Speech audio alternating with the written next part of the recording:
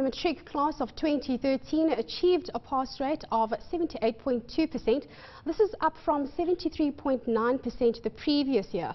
Well, despite this, the National Employers Association of South Africa is adamant that the current education system is failing young people in preparing them to enter the formal job market.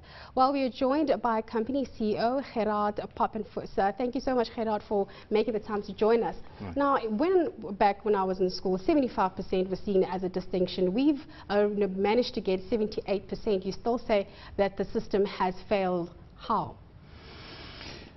Well, you know, in order to get your matric certificate, you must get, it is required of you to get 30% in 3 of the subjects and 40% in 3 other subjects, and then you have your matric certificate. The problem is that if you pitch up at the doorstep of an employer with that, I don't think that's sufficient for you to obtain employment. We view this within the context of the South African labour law environment, which determines that once you have somebody in your employ, you can't just fire him. So, you know, employers are very picky when it comes to employing people.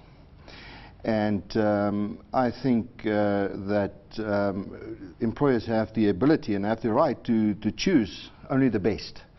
So we create, or the government at least, or the Department of Education is creating a bit of an unreasonable expectation with matriculants, telling them that once you have your matric certificate, you can go into the world and there's a huge world waiting for you. I think that's a huge will be a huge disappointment for them.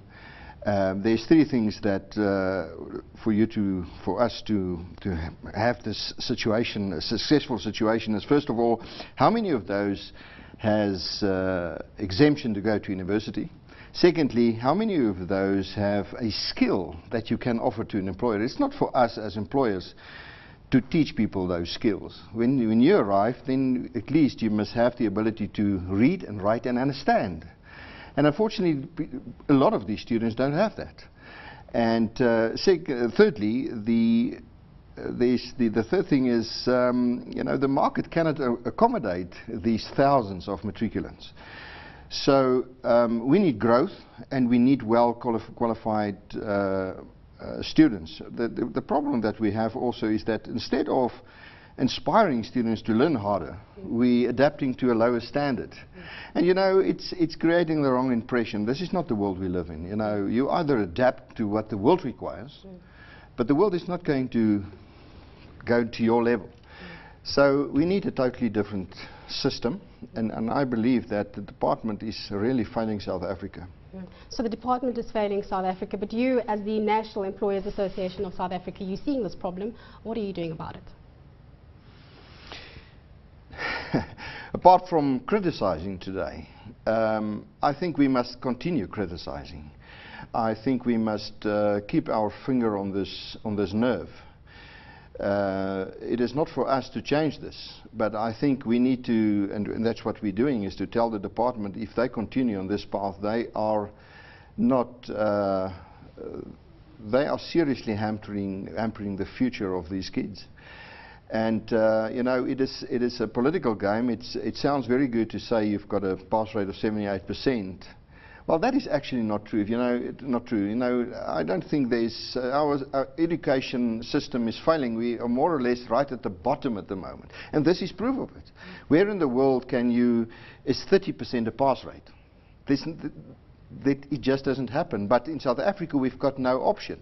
I wonder, and I'm not sure what the pass rate will be if we have an honest 50% pass rate. It might go down to 30 or 25% even. So it might sound politically very favorable that we've got a 78% pass rate, but it is not true. It is completely misleading.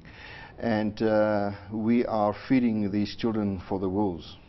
Now, Gerhard, you're painting a very bleak picture, and I think it's a realistic picture. But if, you know, I'm somebody that's just finished their matric, what options do I have? I mean, what am I supposed to do if I'm sitting in the situation where you're saying that the system has failed us? You know, it's never too late. And if a person listening to this today say, now what I'm going to do, then my advice is disciplined hard work in whichever area.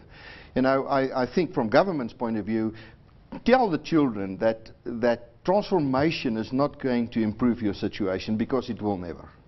You can only improve your situation yourself. And if you decide today that, listen, I'm going to make a difference, I'm going to start a life of disciplined work, disciplined study, and whatever. You know, you don't have, even if you can't go to university, improve your skill in some area. But keep yourself busy, keep yourself productive.